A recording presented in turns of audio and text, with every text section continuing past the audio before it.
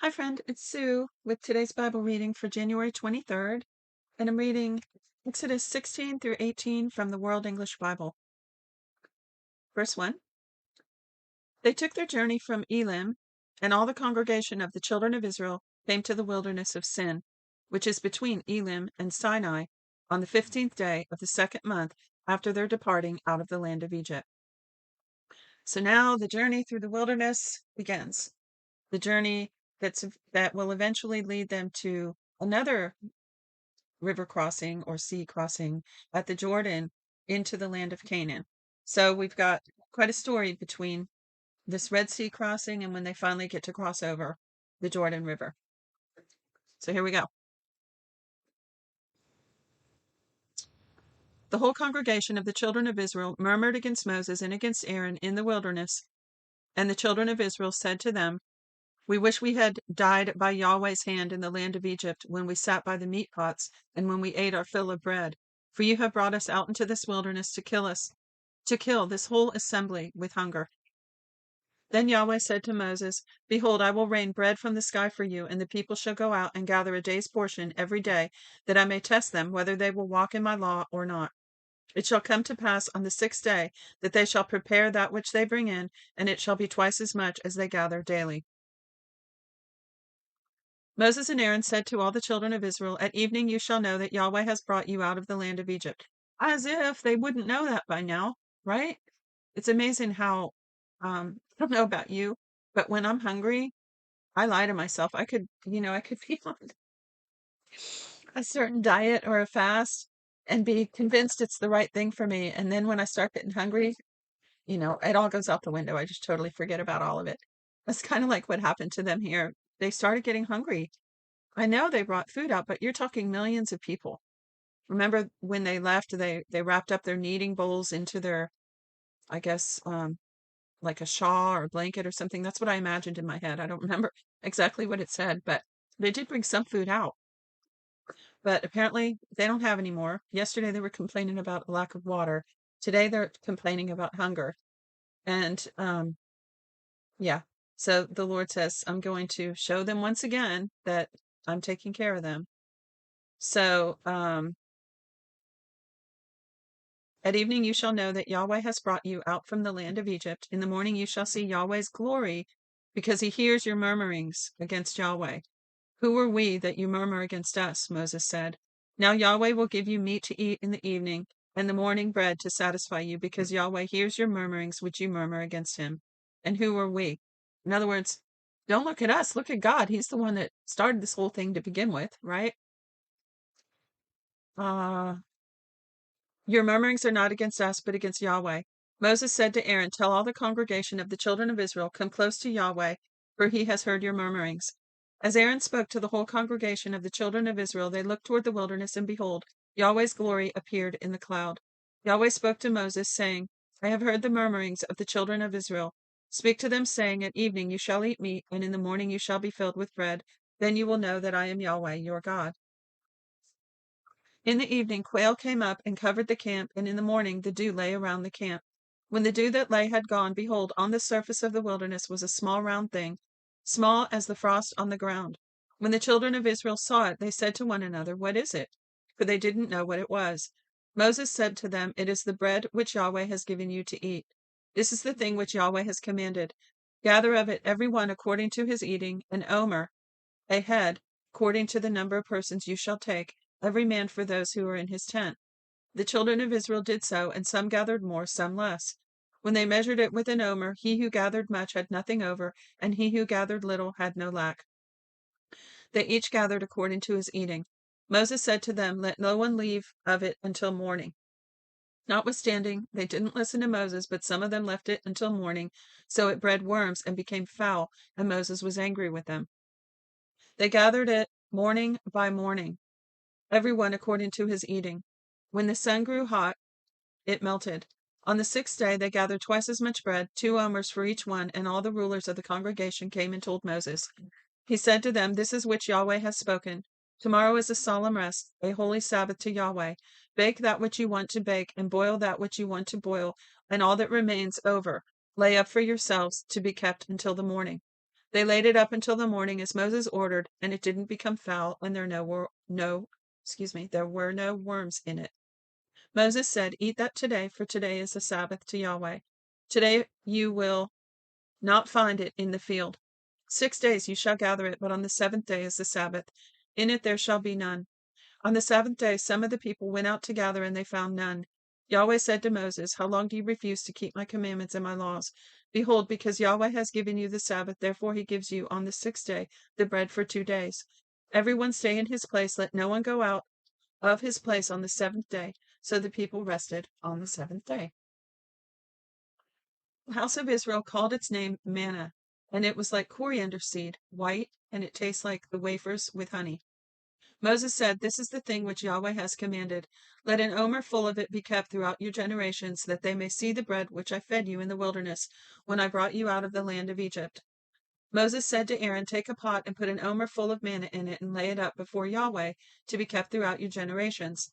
As Yahweh commanded Moses, so Aaron laid it up before the testimony to be kept. The children of Israel ate the manna 40 years, until they came to an inhabited land. They ate the manna until they came to the borders of the land of Canaan. Now an omer is 1/10 of an ephah. All the congregation of the children of Israel traveled from the wilderness of Sin, starting according to Yahweh's commandment, and encamped in Rephidim, but there was no water for the people to drink. Therefore the people quarreled with Moses and said, "Give us water to drink."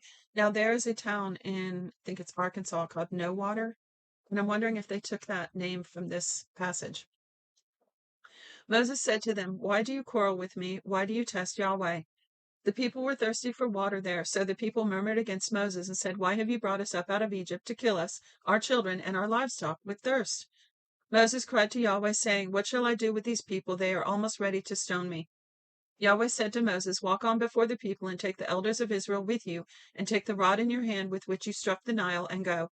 Behold, I will stand before you there on the rock in Horeb. You shall strike the rock, and water will come out of it, that the people may drink." Moses did so in the sight of the elders of Israel. He called the name of the place Massah and Meribah, because the children of Israel quarreled, and because they tested Yahweh, saying, "Yahweh is Yahweh among us or not?" What more did they need, right? And do you know they've actually found a rock that they believe is that same rock?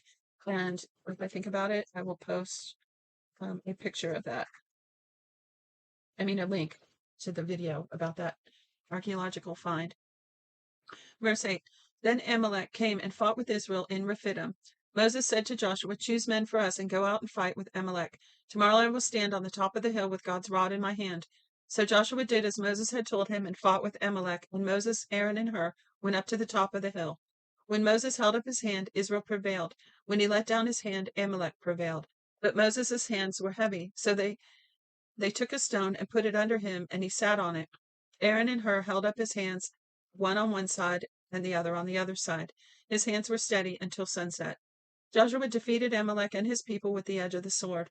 Yahweh said to Moses, "Write this for a memorial in a book and rehearse it in the ears of Joshua, that I will utterly blot out the memory of Amalek from under the sky." Moses built an altar and called its name Yahweh our banner, for he said, "Yah has sworn, Yahweh will have war with Amalek from generation to generation." Excuse me.